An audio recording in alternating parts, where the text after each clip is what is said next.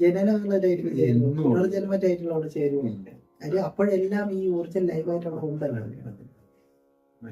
അതുകൊണ്ടാണ് അത്തരം കാര്യങ്ങൾ, അത്തരം സ്റ്റേറ്റ്മെന്റുകളിൽ നമ്മൾ കൂടുതൽ ഫോക്കസ് ആകാത്തത്. ഈവൻ നമ്മുടെ മീറ്റുമി ധ്യാന സെന്ററിന് തന്നെ ഒരു ചാനലൊക്കെ ഉണ്ട്, മീറ്റുമി മെഡിറ്റേഷൻ ചാനൽ.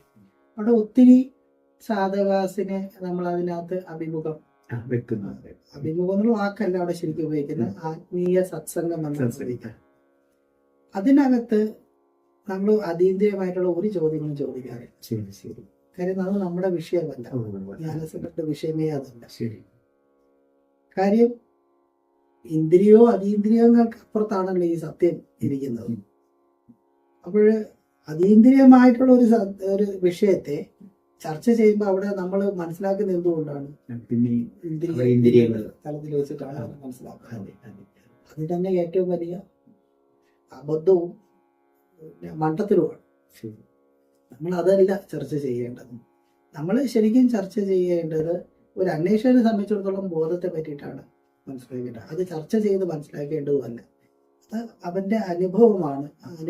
അപ്പൊ നമ്മൾ ഈ ടോക്കിന്റെ സെക്ഷൻസിലെല്ലാം അവരുടെ അനുഭവങ്ങളെ നമ്മൾ ചോദിക്കുന്നു. ഒരു ആധ്യാത്മികപരമായിട്ടുള്ള ഒരു അന്വേഷണ ബുദ്ധിയോടെ പോകുന്നവന് കൂടുതൽ കൺഫ്യൂഷൻ ഇല്ലാതെ വ്യക്തത ഉള്ള കാര്യം മാത്രമേ നമ്മൾ അതിനകത്ത് ഒരു ചോദ്യങ്ങളായിട്ട് വരാറുള്ളൂ.